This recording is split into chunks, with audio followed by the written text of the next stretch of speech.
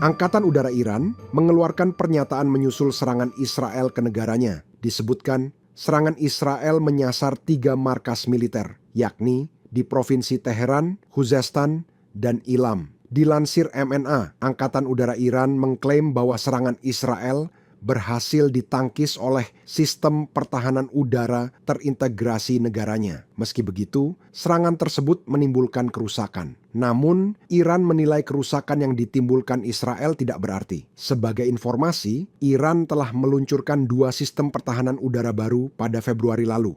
Laporan media pemerintah Iran, IRNA, 2 sistem pertahanan udara Iran yang dimaksud adalah sistem rudal anti-balistik Arman dan sistem pertahanan udara ketinggian rendah Azarakhsh. Sistem Arman memiliki jangkauan sedang dan ketinggian tinggi yang dapat mengidentifikasi target pada jarak 180 km.